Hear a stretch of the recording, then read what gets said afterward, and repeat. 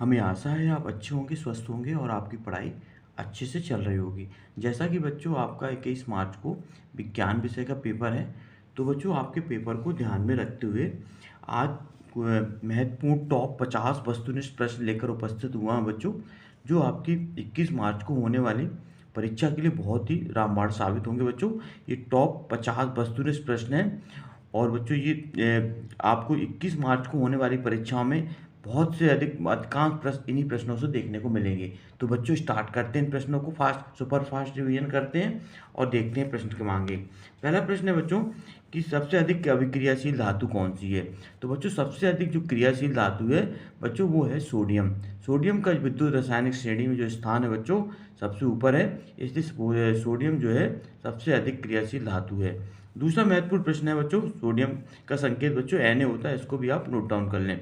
दूसरा महत्वपूर्ण क्वेश्चन है बच्चों, मुकुलन द्वारा अलैंगिक जनन किसमें होता है।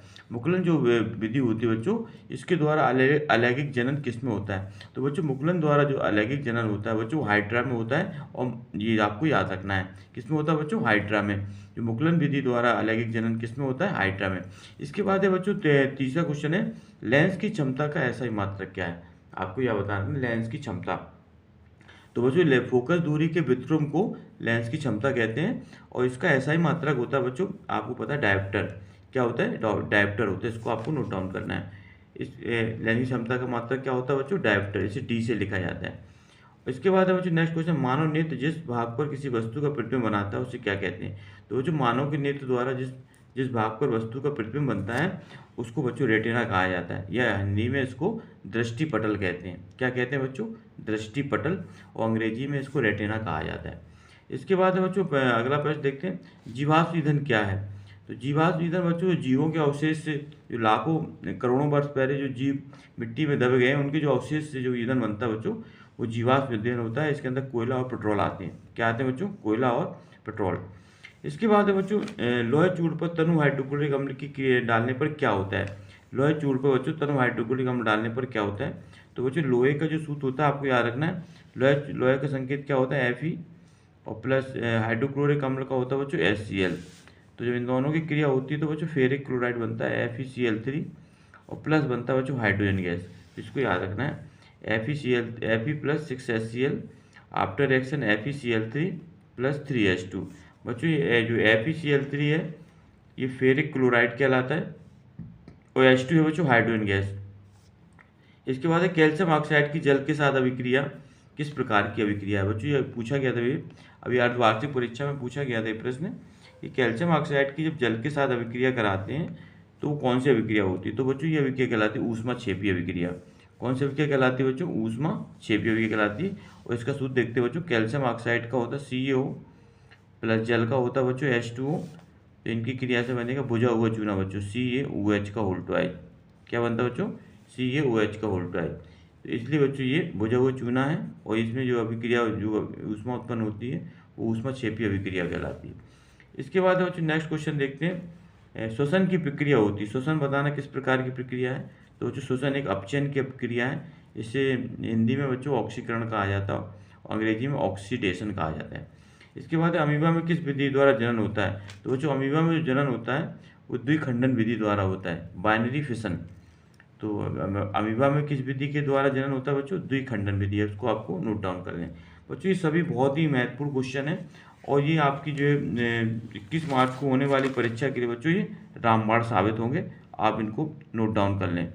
इनमें से हूबहू बहुत से प्रश्न आपको परीक्षा में देखने को मिलेंगे। तो बच्चों आप इन प्रश्नों को नोट डाउन कर लें, और ताकि आप परीक्षा में एक अच्छा स्कोर प्राप्त करें। इसके बाद बच्चों प्रश्न क्रमांक 10वां देखते हैं। प्रश्न क्रमांक 10वां क्या कह रहा है। प्रश्न क्रमांक 10वां बच्चों समतल दर्पण की फोकस दूरी होती है, बताना बच्चों समतल दर्पण की फोकस दूरी। तो बच्चों समतल दर्पण जो होता है उसकी फोकस दूरी बच्चों अनंत होती है, इसको आपको नोट डाउन कर लेना है। क्या होती है, अनंत होती है। इसके बाद प्रतिरोध का मात्रक क्या होता है। तो बच्चों प्रतिरोध का मात्रा होता है बच्चों ओम, इसको आपको याद रखना है, और इसका संकेत होता है बच्चों ये, इस तरह इसका संकेत बनाया जाता है। तो प्रतिरोध का मात्रक क्या है बच्चों, ओम है। दो तंत्रिका कोशिकाओं के मध्य खाली स्थान को क्या कहते हैं। तो बच्चों दो तंत्रिकाओं के भी जो खाली स्थान होता है उसको जो सिनेप्स कहा जाता है। क्या कहा जाता है, सिनेप्स। इसको आप नोट डाउन कर लें। Fe2O3 plus 2Al after action Al2O3 plus Fe किस प्रकार की अभिक्रिया है। तो बच्चों इसमें बताना कौन सा अभिक्रिया है, विस्थापन है, द्विविस्थापन है। तो बच्चों इस अभिक्रिया में हम देखते हैं कि Fe जो है विस्थापित हो जाती है, ठीक है। क्या विस्थापित होती है बच्चों? Fe विस्थापन, Fe का विस्थापन हो गया एल्यूमिनियम के द्वारा। तो बच्चों ये विस्थापन अभिक्रिया का एग्जाम्पल है, आपको याद रखना है। ये Fe2O3 बच्चों फेरस ऑक्साइड है, Al है एल्यूमिनियम, Al2O3 को बच्चों बोलते हैं एल्यूमिनियम ऑक्साइड, और Fe आयरन, आयरन अलग हो जाता है, Fe अलग हो जाता है, इसलिए बच्चों विस्थापन अभिक्रिया है। इसके बाद है नेक्स्ट क्वेश्चन, विद्युत धारा का एसआई मात्रक क्या है? बहुत ही आईएमपी क्वेश्चन है बच्चों। विद्युत धारा का एसआई मात्रक जो होता है वो होता है एम्पियर। क्या होता है बच्चों? एम्पियर। इसको आपको याद रखना है। सिरके में कौन सा अम्ल पाया जाता है? बच्चों बताना सिरके में कौन सा अम्ल पाया जाता है? तो सिरका बच्चों गन्ने से बनाया जाता है, और इसमें एस्टिक अम्ल पाया जाता है। कौन सा अम्ल बच्चों? एस्टिक अम्ल। और इसका संकेत होता है बच्चों CH3, इसका सूत्र होता है CH3COOH। इसे एस्टिक अम्ल कहा जाता है बच्चों। इसका सूत्र याद करें आप, 2 से 3 बार पढ़ें ताकि आपको ये अच्छी तरह से याद हो जाएगा। एस्टिक अम्ल बच्चों ये सिरके में पाया जाता है, इसे सिरके का अम्ल भी कहा जाता है। इसका फार्मूला होता है CH3COOH। अगला क्वेश्चन है बच्चों, 2 या 2 से अधिक धातुओं के समांगी मिश्रण को क्या कहते हैं? तो बच्चों 2 या 2 से अधिक धातुओं को समांगी मिश्रण होता है वो बच्चों मिश्र धातु कहलाता है। क्या कहलाता है बच्चों? मिश्र धातु।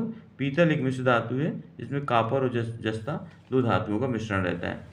तो इसको आप परिभाषा याद रख लेना, 2 या 2 से अधिक धातुओं के समांगी मिश्रण को बच्चों क्या कहते हैं? मिश्र धातु कहते हैं।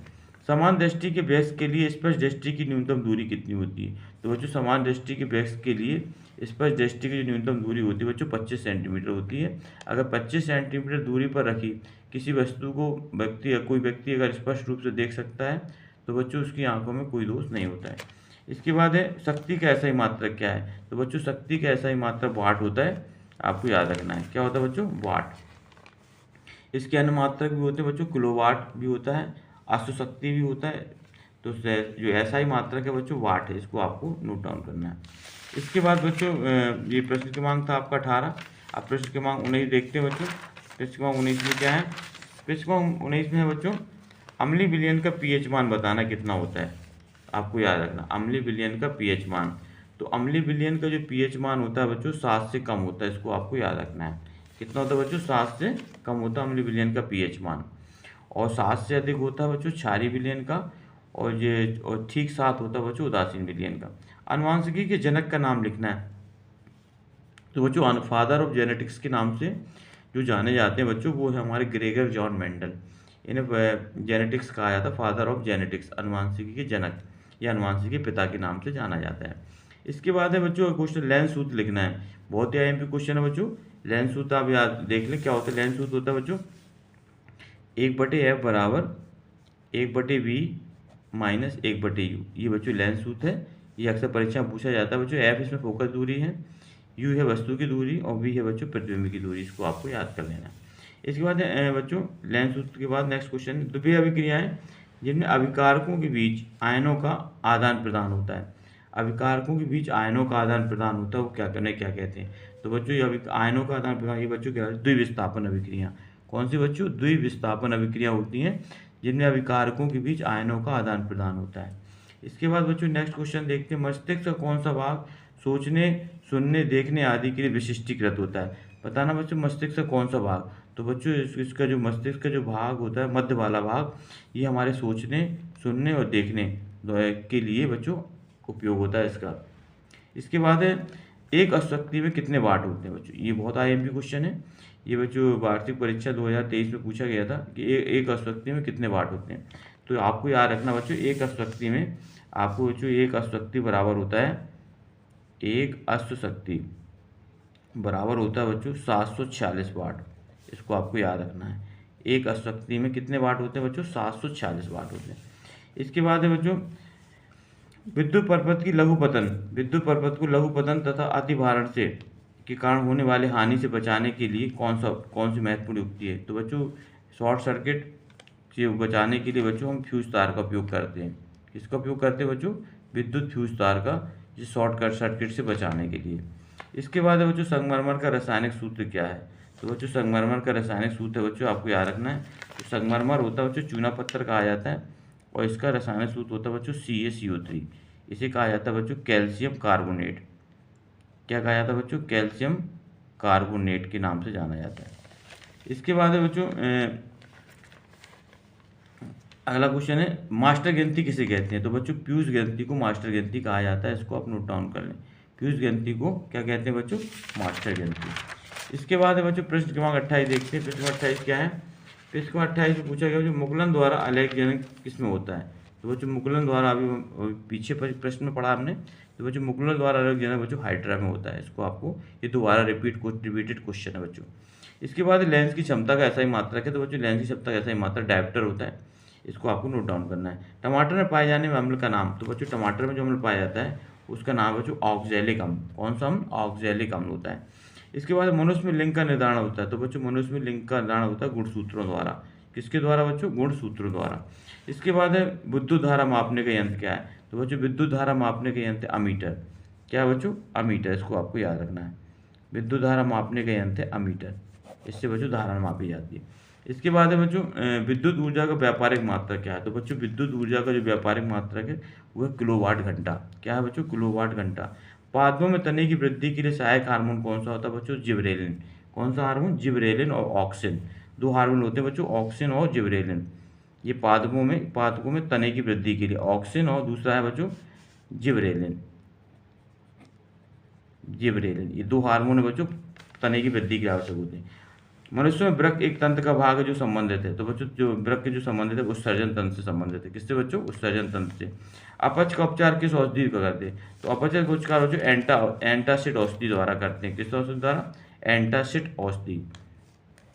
इसके बाद बच्चों प्रश्न की मांग नेक्स्ट देखते हैं। प्रश्न की मांग अगला यह बच्चों 38, चुंबक में कितने ध्रुव होते हैं। तो बच्चों आपको पता होता है चुंबक में दो ध्रुव होते हैं, एक उत्तरी ध्रुव होता है, एक दक्षिणी ध्रुव। कितने बच्चों, चुंबक की संरचना देखते हैं बच्चों, इस तरह होती है चुंबक, ये नॉर्थ होता है और ये साउथ। तो दो ध्रुव होते हैं बच्चों, और स्वतंत्रतापूर्वक लटाया गया चुंबक सदैव बच्चों उत्तर दक्षिण दिशा में ठहरता है।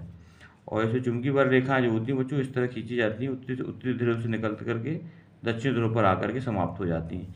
ये बच्चों चुंबकीय बल रेखाएं हैं, और कभी भी एक दूसरे को बच्चों ये काटती नहीं है। अगर काटेंगे तो कटान बिंदु पर वैद्युत क्षेत्र की दो दिशाएं होंगी, जो कि असंभव है बच्चों। इसके बाद भ्रूण को पोषण कहाँ से मिलता है। तो बच्चों भ्रूण जो होता है, जो माँ के गर्भ में पल रहा भ्रूण होता है, उसको पोषण बच्चों माँ के रक्त से मिलता है। रक्त में प्लेसेंटा पाया जाता है, जिसके द्वारा भ्रूण को पोषण प्राप्त होता है। इसके बाद बच्चों अगला क्वेश्चन है क्या कारण है खतरे के संकेत का प्रकाश लाल रंग होता है। तो बच्चों खतरे का जो सिग्नल होता है वो लाल रंग का इसलिए होता है क्योंकि लाल रंग का प्रकीर्णन बच्चों सबसे कम होता है। लाल रंग का प्रकीर्णन सबसे कम होता है। साधारण नमक का सूत्र क्या है बच्चों, साधारण नमक का सूत्र NaCl। क्या है बच्चों, NaCl, सोडियम क्लोराइड कहा जाता है। इसके बाद विभवांतर का मात्रक क्या है बच्चों। तो विभवांतर का मात्रक बच्चों बोल्ट होता है, इसको भी आप नोट डाउन कर लें। विभवांतर का मात्रक क्या होता है, बोल्ट।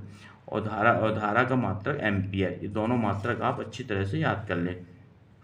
नर युग्मक और मादा युग्मक के संलयन को क्या कहते हैं। नर युग्मक और मादा युग्मक के संलयन को, इसको बच्चों कहा जाता है निषेचन। क्या कहते हैं, निषेचन। इसको आप नोट डाउन कर लें। टेस्टोस्टेरोन हार्मोन का स्रावण कहाँ होता है। तो टेस्टोस्टेरोन हार्मोन का स्रावण बच्चों वृषण से होता है, इसको टेस्टिकल्स भी कहा जाता है अंग्रेजी में। तो आपको याद रखना टेस्टोस्टेरोन हार्मोन का स्रावण वृषण से होता है। नर संतान के लिए उत्तरदायी गुणसूत्र कौन सा है। तो बच्चों नर संतान के उत्तरदायी जो गुणसूत्र है बच्चों वाई गुणसूत्र है, इसको आपको याद रखना है। कौन सा, वाई गुणसूत्र। इसके बाद प्रिज्म द्वारा किस रंग की प्रकाश किरण का विचलन सबसे अधिक होता है। तो बच्चों प्रिज्म द्वारा जो बैंगनी रंग की प्रकाश किरण होता है वो सबसे ज़्यादा विचलन होता है, क्योंकि बच्चों प्रिज्म जो होता है ये त्रिभुज की आकृति का होता है। जब प्रिज्म पर जो श्वेत प्रकाश डाला जाता है बच्चों, तो ये जो है इसमें 7 रंगों में बढ़ जाता है ये। तो बैंगनी रंग का विचलन सबसे ज़्यादा होता है बच्चों, और लाल रंग का विचलन सबसे कम होता है। इसके बाद बच्चों लघु पतन के समय विद्युत धारा का मान घटता है बढ़ता है। तो बच्चों लघु पतन के समय विद्युत धारा का मान बढ़ जाता है, इसको आपको नोट डाउन कर लेना है। कौन सी क्रियाएं मेडला द्वारा निर्धारित होती हैं। तो बच्चों जो अनैच्छिक क्रियाएं होती हैं, जैसे हृदय की धड़कन है बच्चों, और उल्टी होना, ये सब क्रियाएं जो है अनैच्छिक क्रियाएं हैं, ये जो है मेडला द्वारा नियंत्रित होती हैं। तो आपको याद रखना अनैच्छिक क्रिया। तो बच्चों इस तरह ये टॉप 50 क्वेश्चन थे।